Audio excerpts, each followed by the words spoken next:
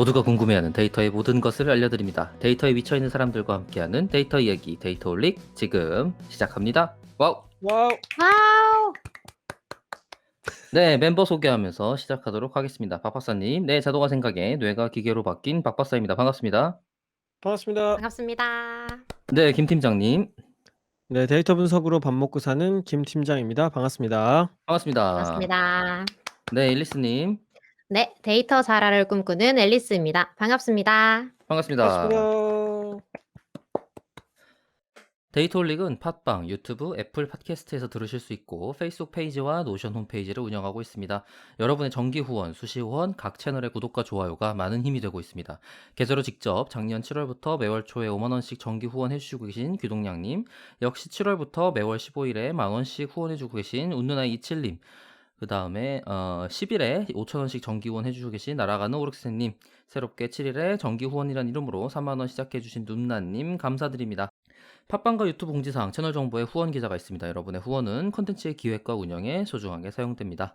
방송을 들어주시는 모든 분들 덕분에 팟빵 오디오 광고 수입, 유튜브 광고 수입이 발생하고 있습니다. 여러분의 덕분에 데이터올릭 방송을 계속 진행할 수 있습니다. 다시 한번 자리를 빌어 감사의 인사를 드립니다. 감사합니다. 감사합니다. 감사합니다.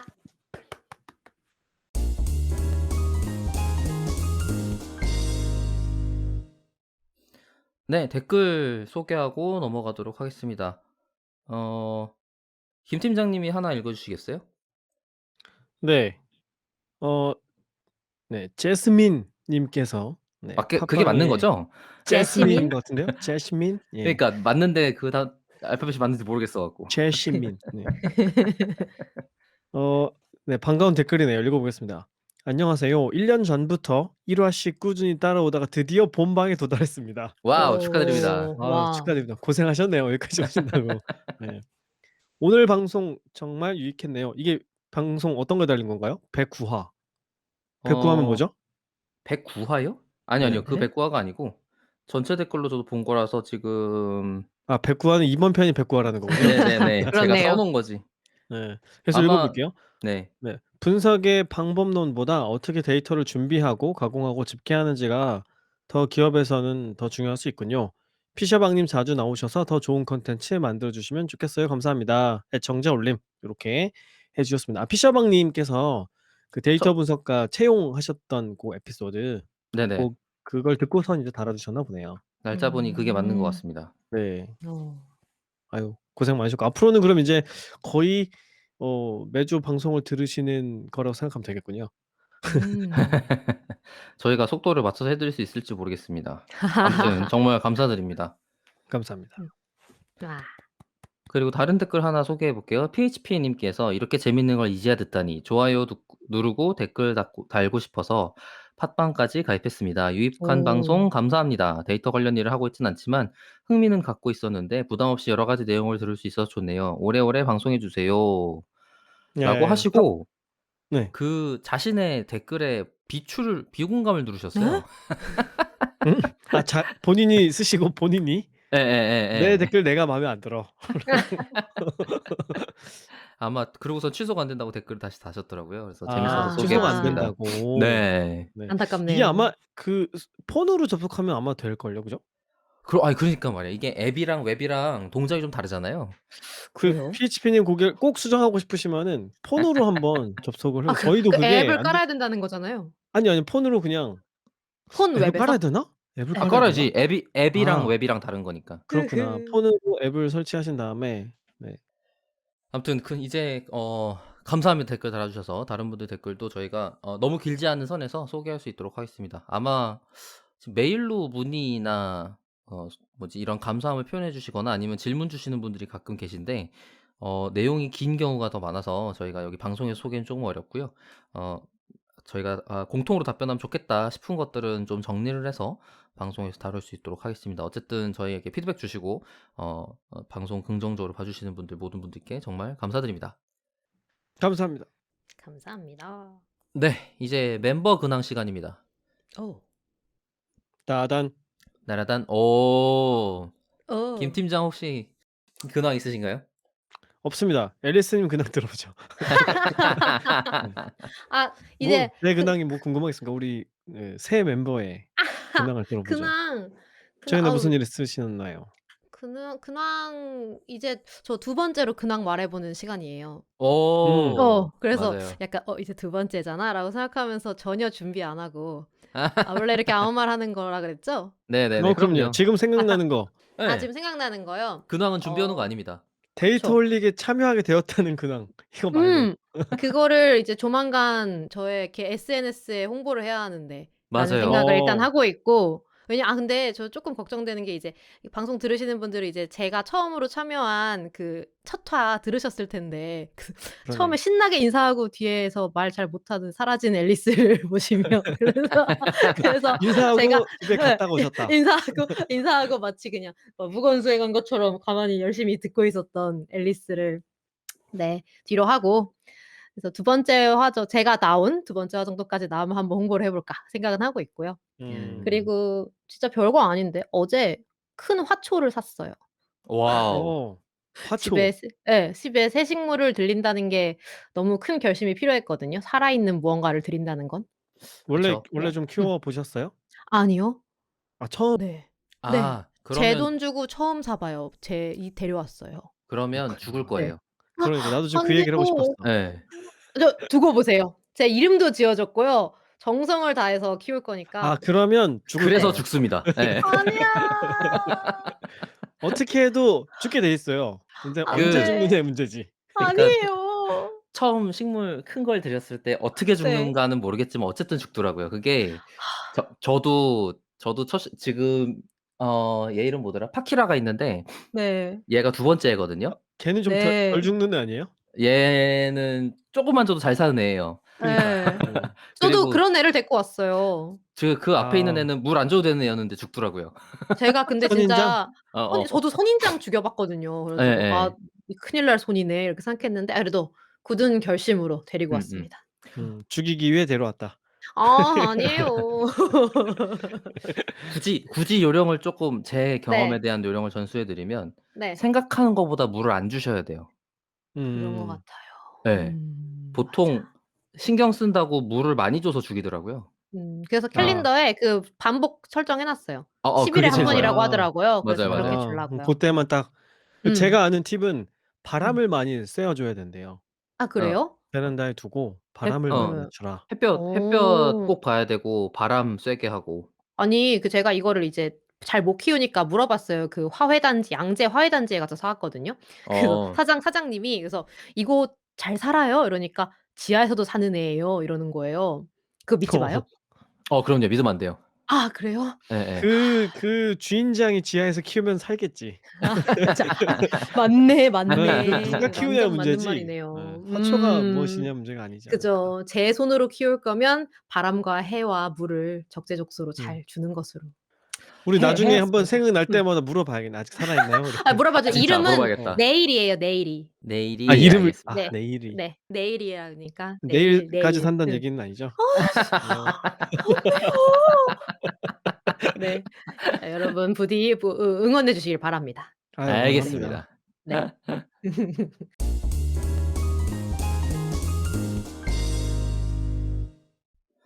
그럼 이제 드디어 어 박 박사의 컴퓨터가 학습하는 방법 네 번째 시간입니다.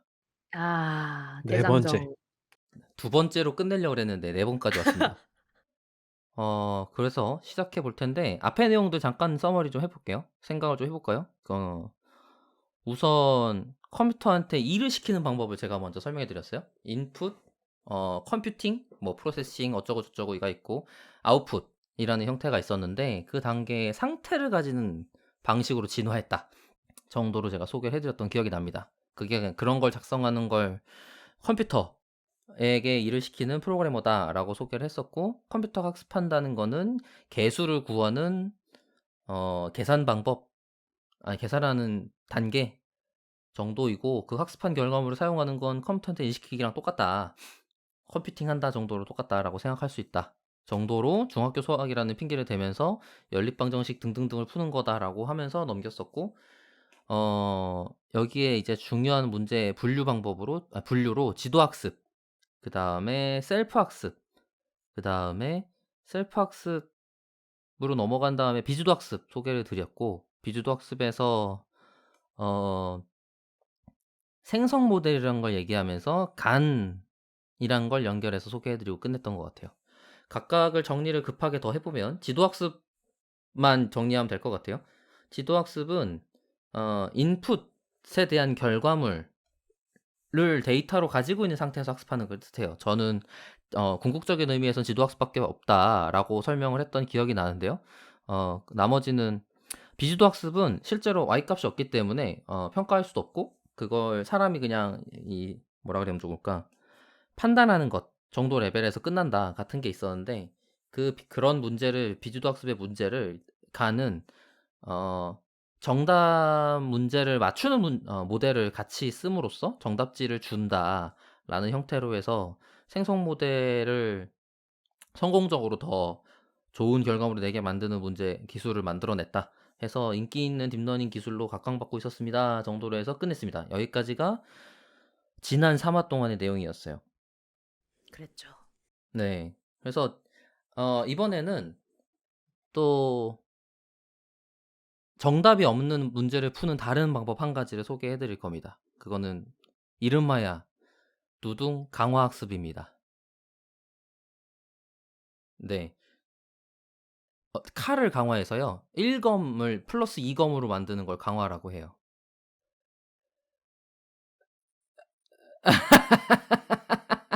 아니에요. 아이고. 이 강화라는 단어는 심리학으로 넘어가야 되는데 스키너라는 심리학자가 사람의 행동에 보상을 줘서 그 어떤 행동을 강화시킬 수 있다. 더 그 행동을 많이 하도록 할 수 있다. 라는 걸 증명까지는 아니고 사람한테 아니고 그 동물들한테 해서 증명한 논문이 있는데 그거를 강화라고 불러요. 그러다 보니까 그 단계의 단어를 사용해서 학습할 때 보상을 줘서 이걸 행동하면 뭐 먹이를 준다 같은 형태의 보상을 줘서 그 행동을 계속하도록 강화하는 것이라는 느낌으로 만들어진 게 강화학습입니다. 강화학습을 볼 때 가장 많이 쓰는 거는 게임이에요. 가장 많이 하는 건 게임이고 그게 왜 그런지 설명을 좀 해드리기 전에 두 분께 제가 물어볼 게 좀 있습니다. 오. 네. 네. 뭐지? 죄수의 딜레마라는 게임이 있어요. 혹시 뭔지 아세요? 전 몰라요. 그러니까 그걸 실제 플레이 게임이라고 해야 되나요? 게임이고 예. 그러니까 죄수의 딜레마라는 게임이 아니고 뭐라고 불러야 돼 그러면? 딜레마요.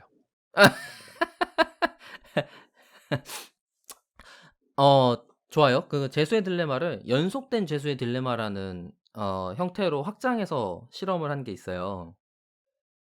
그럼 이제 게임 같아져요. 네. 이해 됐나요? 이기는 사람과 지는 사람이 생기니까. 네. 그리고 죄송해요. 죄수의 딜레마는 뭔데요? 좋아요. 거기서부터 네. 가시죠. 네. 죄수의 딜레마는 두 명의 죄수가 있고 경찰이 있습니다. 그 둘을 각각 다른 방에 두고선 이제 제시를 해요. 너가 네. 되게 유명하잖아요. 그거예요. 예예. 저 사람을 자수해서 저 사람이 범인이라고 얘기를 해 주면 "넌 쪼끔 살게 해 줄게." 이게 죄수의 딜레마예요. 근데 죄수의 딜레마 첫 번째 문제는 지금 이 강학습이랑 상관이 없는데 이 문제를 연속으로 하게 되면 어떻게 될까라는 걸 그다음에 연결해서 논문 나온 게 있어요. 예를 들어서 두 명이 똑같이 있는데 음 일단 거 원래는 어떻게 되는 거죠? 원래는 한 번만 원래는 한다 치면 어떻게 돼요, 결론이?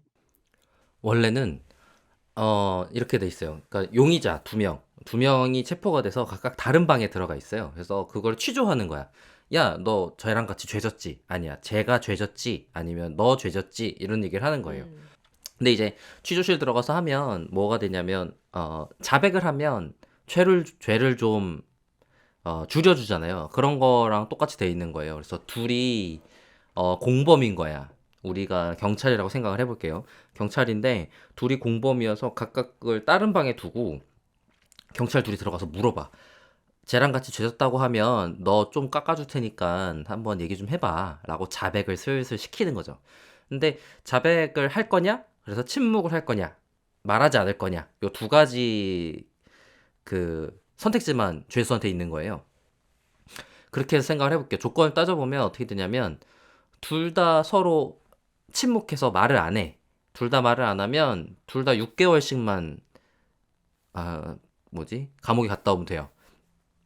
그런데 어, 어느 한쪽이 죄 졌어요라고 얘기하면 얘기를 한 사람은 석방을 바로 해주고 얘기를 안 한 사람은 10년을 살아요. 그리고 둘 다 자백을 하면 서로 다 자백을 했으니까 어느 한쪽에 이익을 줄 필요가 없단 말이에요. 그래서 둘 다 5년씩 사는 거예요. 이렇게 되면 비교를 좀 해볼게요. 그러니까 1번 사람이랑 2번 사람이 있고 말하지 않았냐, 자백했냐 이 두 가지니까 총 4가지 경우가 있어요. 그 총 4가지 경우를 하나하나 따져서 보면 둘 다 침묵했어. 그러면 둘 다 6개월. 그 다음에 둘 다 자백했어. 그러면 둘 다 5년. 근데 어느 한쪽이 얘기하면 얘기한 쪽은 바로 나가고 얘기 안 한 쪽은 10년이란 말이에요. 그러면은 1번 사람만 비교해 생각을 해볼게요. 1번 사람만 비교해서 2번 사람이 말을 했냐 말을 하지 않았냐라는 경우의 수 갖고 따져볼 거예요. 2번 사람이 말을 했어. 그러면 내 입장에선 10년 살 거냐 5년 살 거냐가 된다고요. 그죠? 10년 살 거냐 5년 살 거냐. 저 사람이 말을 했으니까 내가 똑같이 말을 하면 5년 사는 걸로 줄어들고 나만 생각했을 때. 근데 저 사람이 내가 말을 하지 않으면 저 사람은 바로 나가고 나는 10년 살아요. 저 사람이 말을 하지 않았어 로 따져볼게요. 저 사람이 말을 하지 않았어 라고 했을 때도 마찬가지인 게 말을 하지 않았으면 나도 똑같이 말을 안 하면 6개월을 사는데 내가 말을 하면 나는 바로 나가. 저 사람은 10년 살겠지. 이렇게 되니까 저 사람이 말을 하든 말을 하지 않든 내가 말하는 게 유리해요. 그런데 둘 다 조건이 똑같기 때문에 둘 다 말하는 게 유리하단 말이에요. 그래서 둘 다 말하냐, 둘 다 침묵하냐라는 이익적인 측면에서는 둘 다 침묵이 양쪽에 가장 큰 이익임에도 불구하고 둘 다 자백함으로써 5년 복역하는 상황이 되는 거죠. 그래서 죄수의 딜레마라고 불러요. 그러니까 전체 총합에 대한 상황은 둘이 협력하는 게 제일 이상적인데 개인으로만 한정해서 생각을 해보면 경우를 따져서 한정을 해보면 무조건 배신하는 게 이익이에요. 그래서 딜레마라고 부르는데 이걸 연속된 게임이라고 놓고 풀기 시작하면 뭐가 되냐면 예를 들어서 10번 해요. 10번. 그러고서는 페널티를 제일 적게 받는 사람이 제일 잘난 사람인 거야. 같은 죄수 둘한테요? 그쵸? 네. 똑같은 아. 사람 둘이 계속 10번 연속 게임을 하는 거예요. 그러면 죄수의 실제로 딜레마. 형을 살게 하지 말고 뭐 네. 반대로 손바닥 이때는 때리기 뭐 이런 걸 한다. 네, 아니면 형 사는 게 아니더라도 여기서는 보통 그래서 점수를 많이 받는 방법으로 문제를 바꿔 풀어요. 예. 돈을 주는 걸로. 예, 예. 점수를 주는 걸로. 둘 다 협력하면 뭐 100점, 뭐 한쪽만 협력을 하지 않으면 뭐 30점 이런 식으로 점수로 바꿔서 문제를 풀었는데 이걸 연속 문제로 풀면 어떻게 되냐면 이 두 사람이 플레이어가 되잖아요. 두 분이 한번 그런 문제를 한다고 생각을 해보세요. 그럼 지금 나한테 어떤 행동을 하면 점수를 준다라는 환경이 있어요. 환경. 규칙이 정해져 있죠. 그리고 어떤 행동을 하게 되면 결과물이 저한테 와요. 내가 행동을 1 했어. 그러니까 상대방이 어떻게 할진 제가 몰라요. 근데 내가 행동을 했어요. 그럼 행동에 대한 결과물이 저한테 보상으로 와요. 그죠? 점수로 온단 말이에요. 그럼 점수로 온 거 보고 그 다음에 나는 이번엔 어떻게 하지? 라는 걸 고민해야 돼요. 왜냐면 내가 저 사람이랑 협력하기라는 걸 선택하고 행동이 2개밖에 없잖아요. 지금 우리가 할 수 있는 거는 행동이 2개밖에 없어요. 협력하든지 배신하든지. 근데 내가 협력을 했어. 그러니까 첫 번째만 하면 협력과 배신에서는 무조건 지금 이 조건만 갖고 판단하고 끝내야 되는데 이게 10번 이상의 10번 정도 되는 게임이 돼버리면 제가 저번에 내가 협력했는데 배신했네? 를 바탕으로 이번에 내가 뭘 할지 정해야 돼요. 그죠? 네. 더 많은 점수를 받기 위해서 내가 더 많은 고민하게 점수를 되는 거네요. 그죠. 그러니까 내가 이번 턴에 제가 뭘 할지는 내가 아직 모르겠지만 내가 이번에는 지난번에 한 걸 바탕으로 이번에 내가 가장 높은 점수를 받으려면 어떻게 해야 되지? 라는 걸 고민하게 돼요. 그죠?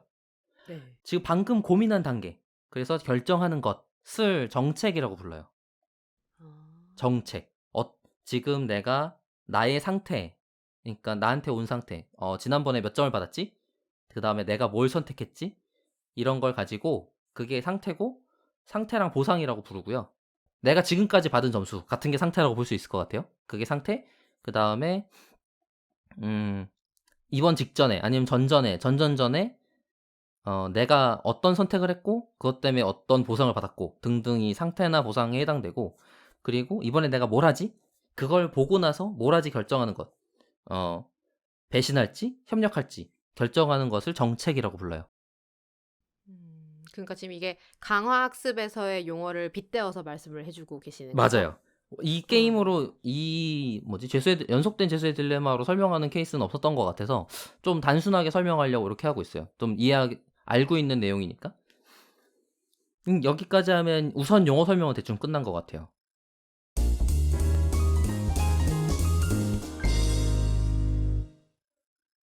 그렇지. 네. 조금 더 간단하게, 아니 간단한 게 아니고 지금 내용들을 정리해 생각을 해 보면, 지금 게임을 플레이하고 있는 사람을 에이전트라고 부릅니다. 에이전트. 기존에 있었던 어 학습 방법이랑은 다른 단계가 있는데, 그게 뭐냐면 모델이라고 말하는 걸 부르는 데가 달라요. 그것 좀 환경 설명을 설명드릴 거예요. 그리고 저희의 규칙들이 일어나는 곳. 그러니까 쟤랑 나랑 어떤 선택을 했을 때 나한테 무슨 보상을 받는다, 어떻게 변한다 등등등이 나오는 곳을 환경이라고 부릅니다. 환경. 그리고 이 환경 자체를 추정하는 걸 모델이라고 불러요. 에이전트는 에이전트가 모델이랑 같지 않고, 모델은 이 환경이 다음번에 어떻게 되지? 라는 거를 판단하는 애. 그거를 예측하는 애를 모델이라고 부르고, 에이전트는 내가 무슨 행동을 하지?를 결정해야 돼요. 그래서 정책을 갖고 있는 애가 에이전트고, 게임을 플레이하는 사람. 근데 기존에 있는 지도학습 등등등은 실제로 의사결정 내리는 애가 모델이었는데, 여기는 모델 말고 에이전트라는 애가 정책을 가지고 따로 행동이란 걸 결정하기 때문에 약간 그 부분이 다르다라고 볼 수 있어요. 그래서 그 부분이 다르고, 그 다음에 실제로 저희가 가지고 있는 Y값이 정답지가 아니에요. 어떻게 돌아가더라도 점수를 많이 받는 것이 핵심이기 때문에, 점수를 많이 받는다는 Y값이 아닌데 이 상황 시뮬레이터에 기반한 점수를 가지고서는 내가 제일 높은 점수를 얻기 위해서 노력하는 것을 해야 되잖아요. 해야 되거든요. 그러니까 그 부분 때문에 지도학습이랑 좀 다르다라고 구분되어서 강화학습이라고 부르는 것 같습니다.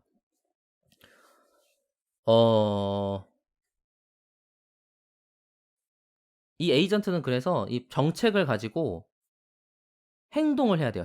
어떤 행동을 해야 돼요. 저희가 지금 아까 연속된 재수의 딜레마에서는 협력이랑 배신 두 가지밖에 없었어요. 근데 우리가 게임을 생각을 해볼게요. 게임 뭐가 있을까요? 슈퍼 마리오 해보시죠. 슈퍼 마리오에서는 좌우, 앉았다, 점프, 불 쏘기. 이 정도 슈퍼마리오 있는, 앉았다가 있어요? 네, 아 있어요. 최근 건겠구나. 아니지, 버섯으로 커지면 앉을 수 있잖아요. 그래요? 앉을 수 있어요? 이 사람들 뭐 하는 앉으면 소리? 뭐 앉는 게 앉으면 그 뭐 지하 하지? 내려가는 거 말씀하시는 거예요? 예. 파이프 그건 타고 앉는 게 불 아니지 뿜고? 내려가는 거지. 아니에요. 내려가기 위해서 앉는 행위를 해야 돼요. 앉는 아, 모양이 생겨요 그러면? 네. 그래요? 너무 저희 마리오 그래? 안 한 사람들 돼 버렸네요. 내가 해본 마리오는 그게 아닌가? 마리오는 한 칸 있잖아요. 한 예. 칸 있죠? 버섯을 예. 먹으면 두 칸이 되죠. 예. 사이즈가. 네. 예. 앉으면 한 칸 사이즈가 돼요. 그래요? 예. 앉으면. 어. 그래서 앉는 달려가다가, 기능을 해요? 예, 달려가다가 앉아서 슬라이딩해서 한 칸짜리 구멍을 지나가기도 해요. 아니, 마리오 앉기를 모른단 말이야? 내가 지금 이렇게 자세하게 설명할 일이야, 이게 지금? 그러게요. 마리오 안 해 보지 않았는데 왜 기억이 안 나나 모르겠네요. 빠밤 빠밤 네. 뚜리뚜리 한 다음에 이렇게 쭉 앉는 거 있잖아요. 이 자세 몰라, 이 자세? 내가 지금 또 영상으로 하니까 깝깝하네 아주. 진짜. 듣는 분들 아무도 못 보는 그 자세. 마리오가 앉는다고 합시다. 앉겠죠? 네. 네. 아니 근데 어쨌든 그런 행동이 개수가 정해져 있어요. 음. 할 이것도 수 있는 행동이 정해져 있다. 개수가 정해져 있죠. 어떻게 정하는지 있잖아요. 근데 그게 이제 아웃풋이에요, 우리 입장에서는. 그다음에 인풋은 마리오 게임의 그 전체 화면 이미지예요. 그 화면 이미지의 그 픽셀 값, 옛날에 제가 지난 시간에 얘기했던 픽셀 값을 갖고 오는 그것을 전부 인풋이라고 부르고, 그렇게 만들어진 인풋을 보고 다음번 행동은 내가 뭘 하지? 라고 결정을 합니다. 그럼 화면이 바뀌잖아요. 그 화면이 바뀐 걸 보고 인풋을 또 받고, 그거 갖고 어떻게 행동할지 결정하고 그 행동을 수행해요. 이거를 계속 수행을 하다 보면 최종적으로 내가 게임이 끝나거나 점수를 굉장히 많이 얻고 게임이 끝나거나 정도로 끝나게 될 것 같아요. 그러니까 최종 보상을 뭘로 할 거냐, 그러니까 얘가 점수를 최대화하는 방향으로 해서 게임을 끝내게 할 거냐, 아니면 최단시간 내에 게임을 끝내게 할 거냐를 가지고 마리오를 플레이하는 방식이 달라지겠죠. 사람 같은 경우도 마찬가지잖아요. 사람도 지금 이 두 가지 정도의 목표를 갖고 게임을 하게 될 것 같아요. 이게 굉장히 동작을 잘했기 때문에 지금 사람들이 엄청 각광받기 시작을 하고 여러 가지 분야에 도입을 하고 있어요. 왜 그러냐면 정답이 없는 문제도 생각보다 많아요. 예를 많죠. 들어서 우리 인생이 주식. 그렇죠. 아, 주르륵. 주르륵. 그거는 그 뭐라 그러면 좋을까? 데이터가 너무 없어서 그러지 않나? 아무튼 아. 주식이 정답이 없어요? 주식은 많이 벌면 그게 정답 아닙니까? 아니죠. 정답이 있으려면 150원 벌어야지. 얼마를 버는 게 정답이냐?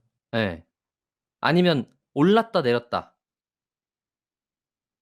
올랐다 내렸다를 하면 분류 문제가 되죠. 음. 그다음에 음. 그러면은 그 뭐지? 지도 학습을 풀 수 있어요. 그런데 어 얼마나 올랐다로 하면 뭐 회귀 문제를 풀 수 있어요. 그런데 얼마나 올랐다는 예측 문제잖아요. 내가 내가 벌 돈을 최대화해서 거래를 해라라는 거는 답이 없단 말이에요. 투자 방법을 결정하게 만들려고 하면 그쵸? 거기에 정답이 있느냐? 내가 보기에 이 주식은 150원 오를 거야라는 건 정답이 있는 문제일 수 있지만, 내가 버는 돈을 최대로 하세요라는 건 정답이 있는 문제가 아니란 말이에요. 어떤 그쵸. 주식을 살 건지, 급등할 걸 살 건지, 장기 투자할 건지, 이런 것들은 다 정답이 없는 문제란 말이야. 음. 근데 이제 강화학습은 이런 문제를 풀 수 있다라는 것 때문에 사람들이 굉장히 긍정적으로 보고 있고 인기 있게 사람들이 접근하고 있어요. 음. 정답 없는 문제에도 접근할 수 있다. 시뮬레이터가 있을 때 그거를 접근하기 좋은 방법인 거죠. 그래서 정답이 있는 문제를 풀면 그 다음번에 뭘 더 해야 돼요. 방금 주식시장만 해도 각각의 주식의 가격을 예측하는 문제를 풀었다고 치면 그걸 가지고 어떻게 사고 팔 건지는 사람이 정해야 된다고. 근데 사람이 정하는 걸 안 하고 컴퓨터한테 시켜. 라고 하면 강화학습이 되는 거예요. 에이전트가 그 상태를 보고 정하는 거죠. 그런데 방금처럼 지도학습을 해서 만들어진 예측 모델 같은 걸 따로 가지고 있는 케이스가 있어요, 이런 강화학습 상황에서. 왜냐면 상태를 미리 예측하는 모델을 가져다 놓고, 그러니까 환경을 예측하는 거죠. 내가 마리오 게임을 해. 그러면 내가 오른쪽으로 하면 아니면 점프를 하면 '점수가 오르겠네?' 라는 걸 예측해 주는 모델이 옆에 있는 거예요. 그거는 환경을 예측하는 거죠. 환경을 예측해서 그걸 가지고 내 행동을 의사결정할 수 있어요. 환경을 예측한다는 거는 그 상태값을 내가 행동했을 때 다음번 상태값이 뭐가 될지를 예측한다는 소리고, 그걸 모델이 대신해 줘요. 에이전트가 뭐 하는 일이 아니에요. 모델이 하고, 그 에이전트는 그 나온 값, 그다음에 기존에 갖고 있던 값, 그다음에 여러 개 있었던 일들을 총합해서 다음번에 무슨 행동을 할지를 정하게 되죠. 근데 그 예측 모델이 잘 통하는 문제들도, 예측 모델을 같이 결합했을 때 잘 통하는 문제들이 있어요. 특히 방금 말했던 게임 같은 경우가 굉장히 잘 통해요. 왜냐면 화면의 동작이 연속적이기 때문에 다음번 화면이 어떻게 될까라는 걸 내가 알고 있으면, 그러니까 여러분도 사람도 마찬가지야. 지금 내가 어 뭐가 있을까요? 옆에 구덩이가 있어. 그럼 내가 오른쪽으로 발을 디디면 떨어지겠지? 음. 라고 생각하는 게 방금 말한 예측 모델의 일종이 같이 섞여 있는 거예요. 떨어질지 몰라. 내가 행동하고 나면 그다음에 알아. 그게 아까 재수의 딜레마 같은 거예요. 연속된 재수의 딜레마. 그런데 연속된 재수의 딜레마에서는 저 사람이 나를 배신할지 협력할지를 전혀 모르는 상태잖아요. 근데 여기다 대고 뭐 하는 거냐면 전에 것들 보고선 '이번에는 협력할까 배신할까?'라는 걸 예상하게 되면 음. 그러면 내가 어떤 행동을 할지를 판단하기가 좋잖아요. 음. 그래서 그거 갖다가 그 예측 모델을 가지고 있는 채로 정책을 정하는 거를 밸류 베이스라고 부릅니다. 밸류 베이스라고 부르는 거는 말씀드린 것처럼 그러니깐 내가 어떤 행동을 할 것인가라는 걸 결정한다고 생각해 볼게요. 그거면은 어떻게 하면 되냐면 결과가 이렇게 나와요. 행동 1, 2, 3, 4, 5, 6이 있으면 그 1, 2, 3, 4, 5, 6 중에 어떤 행동을 하는 게 가장 좋은가, 그러니까 어떤 행동이 좋은 점수인가, 좋은 결과물인가를 하기 때문에 숫자 0부터 1 사이의 값으로 나오거든요. 그 값의 총합이 1인 상태의 확률 값으로 나온단 말이에요. 그게 확률이라는 뜻은 아니지만. 그래서 그렇게 만들어진 값 중에 제일 숫자 높은 거 하나를 선택해서 동작하게 만들죠. 그게 이제 밸류 펑션을 보고, 그러니까 내가 이렇게 어떤 행동으로 움직이면 점수를 가장 많이 받네? 라는 걸 가지고 결정해서 행동을 정하면 돼요. 근데 이제 어떻게 움직이면 가장 점수를 많이 받네? 라는 것도 우리가 정하는 거잖아요. 어떤 폴리시인지를 정해야 된단 말이에요. 그러니까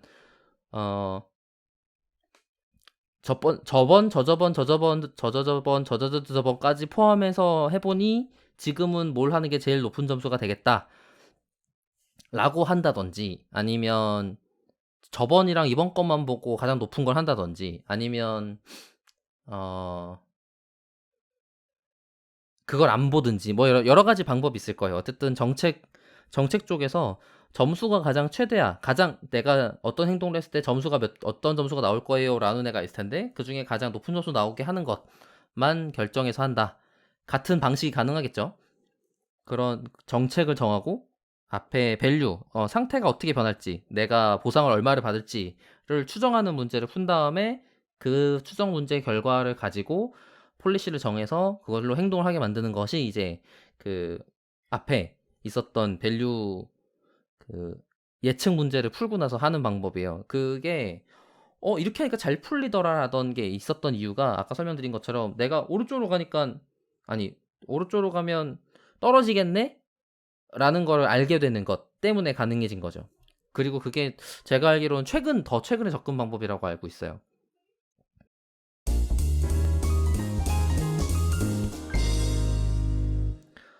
그럼 여기까지 설명을 드리면 기본적인 용어들, 에이전트, 직접 행동하는 어떤 주체죠. 그리고 환경, 내가 어떤 상태에 있는지, 내 주변 애들이 어떻게 변경되는지, 그 다음에 내가 보상을 어떻게 받는지. 보상 자체도 보상을 뭘로 결정할 거냐는 이제 에이전트 쪽의 의사결정이고, 아니지, 환경 쪽의 의사결정인데, 환경에서 주는 값 중에 내가 어떤 보상을 어떤 걸 보상으로 결정할지는 이제 펄리시의 문제인 거예요. 그러니까 결국에는 전부 다 상태라고 볼 수 있는 거죠.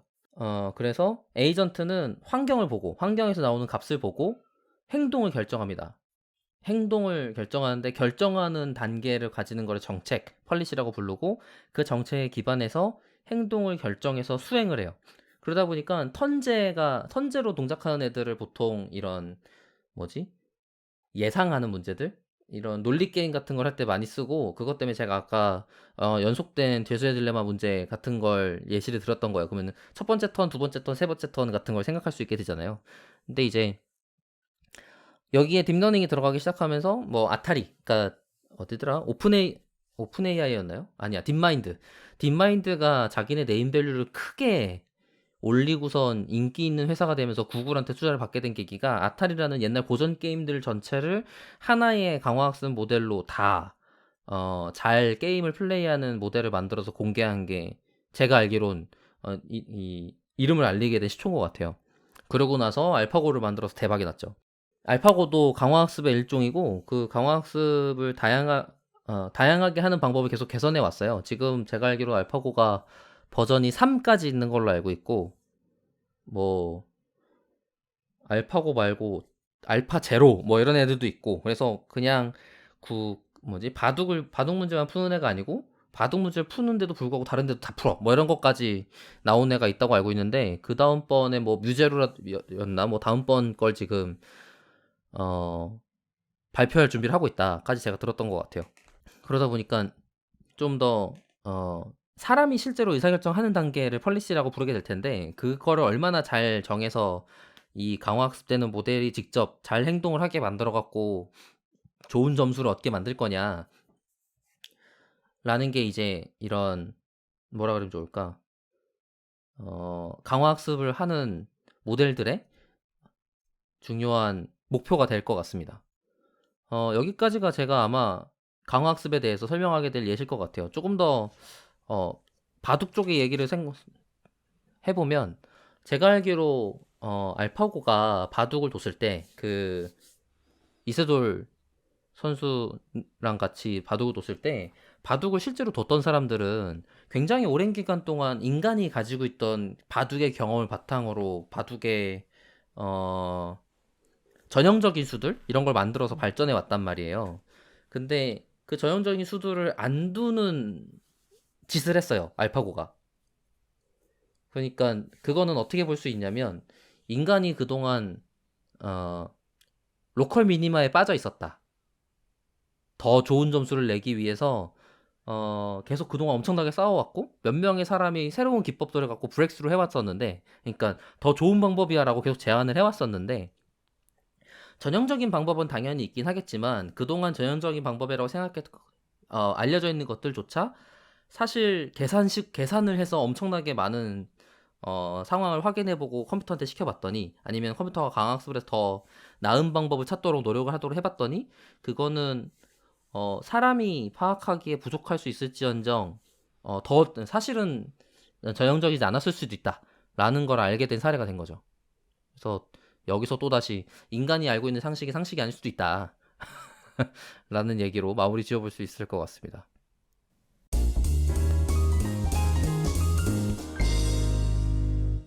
그러면 정리를 좀 해볼게요. 말씀드린 것처럼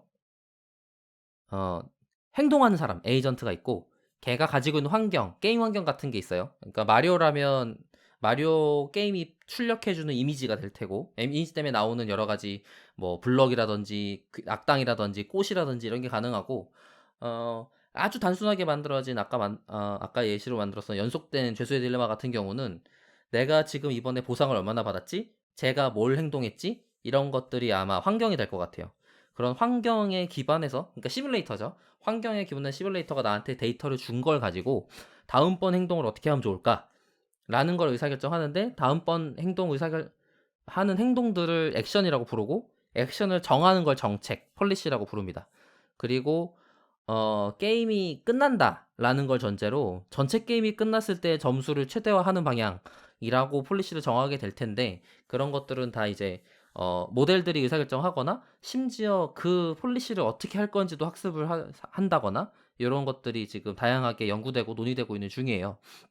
말씀드린 것처럼 강화학습을 그러니까 주식이라든지 아니면 심지어 기업의 의사결정이라든지 이런 데다가 반영하는 시도들도 있어요.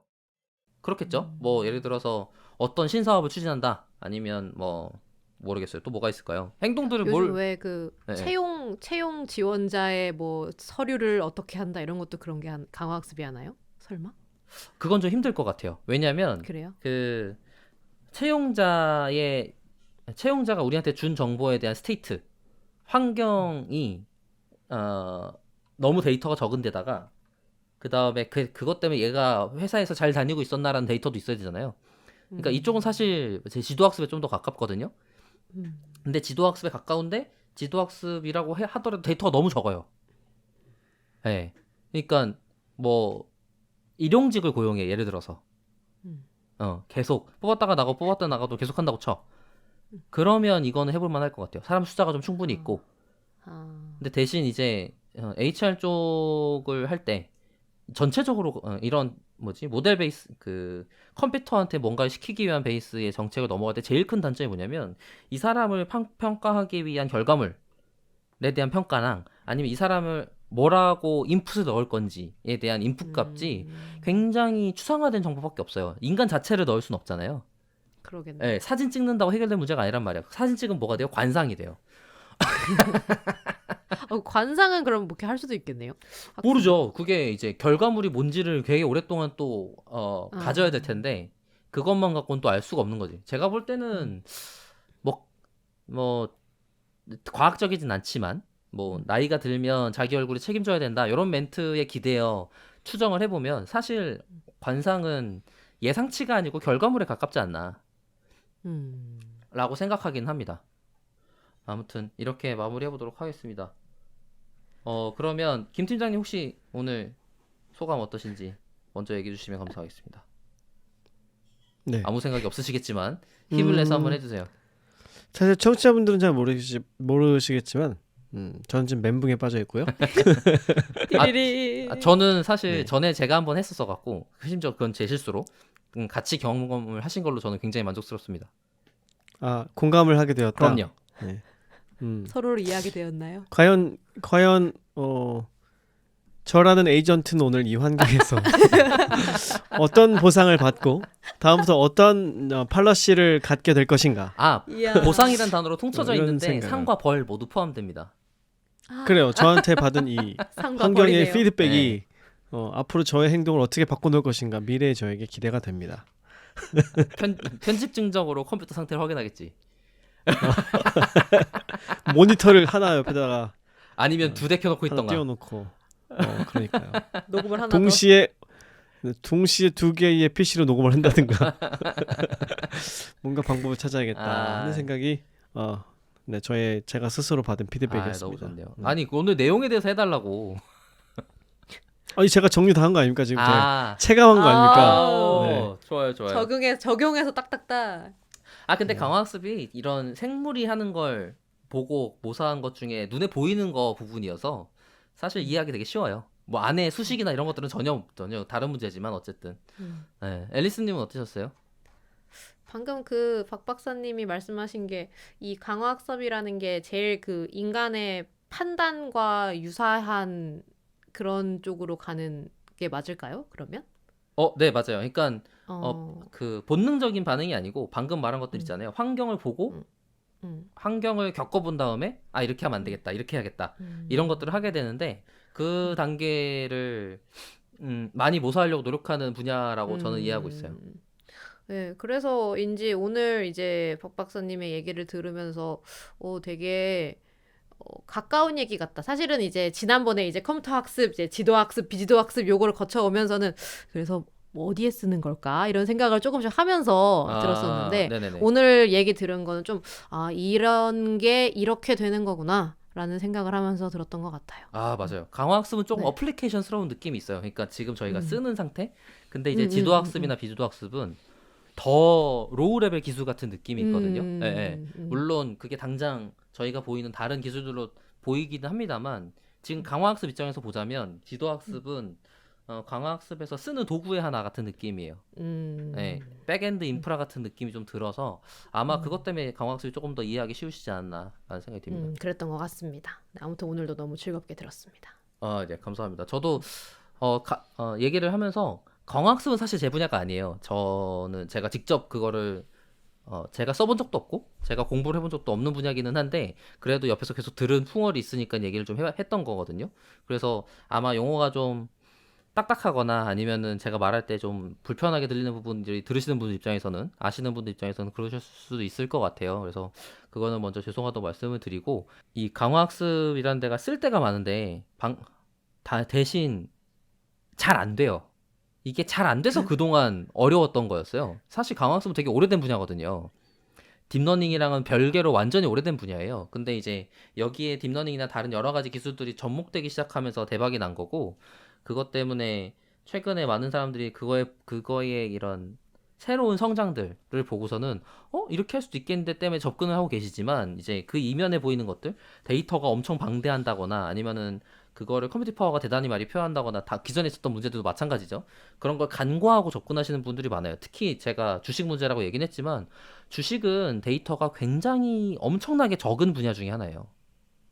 이미지랑만 비교해도 방금 말한 게임 플레이 타임에 해당되는 이미지 벡터 사이즈로만 생각을 해봐도 주식시장은 굉장히 데이터가 적은 시장이에요. 그래서 그거를 그대로 광학습으로 문제를 푼다? 이건 쉬운 일이 아닌 거죠. 그래서 특히 이제 주식은 굉장히 추상적인 결과물의 최종 아웃풋이기 때문에 주식 점수를 아까 그 전에 방송에서 얘기한 것처럼 뭐지? 언어, 글자 이런 것들이 엄청 추상화된 결과물이잖아요. 얘가 가지고 있는 로우 레벨 데이터가 아니기 때문에 얘를 더 추상화시키기 위한 무언가를 했을 때 생기는 학습하기 어려움이 너무 당연하게 있어서 그래서 제가 볼 때는 그것 때문에 게임이 조금 더 빨리 그 결과물들을 보지 않았나 싶어요. 지금은 제가 알기로는 마인크래프트나 스타크래프트 2나 스타크래프트가 이제 강화학습에서 되게 많이 썼던 환경 중에 하나예요. 아까 말했던 그랬죠. 환경이죠. 네. 알파고도 뭐 스타크래프트랑 해서 뭐 그런 거 하지 않았었나요? 맞아요. 스타크래프트 했었어요. 그리고 스타크래프트 2가 최근에는 가장 많이 쓰고 있는 환경이고 그 다음에 이제 전통적으로는 이거를 로봇팔한테 동작을 하도록 학습시킨다 이런 것들이 많이 있었어요. 그러니까 뭐 실제 기계를 놓고 걔가 카메라가 있어서 걔를 인풋으로 받은 다음에 그거를 동작하는 거 강학습한다 막 이런 것까지 있었단 말이에요. 그리고 그거를 시뮬레이터를 돌리고 난 다음에 실제 기계를 실행하도록 한다 이런 것들도 있었어요. 그러니까 오래된 분야이면서 여전히 데이터가 많이 필요하기도 하면서 고민이 많겠다라는 생각을 같이 하게 되는 것 같습니다.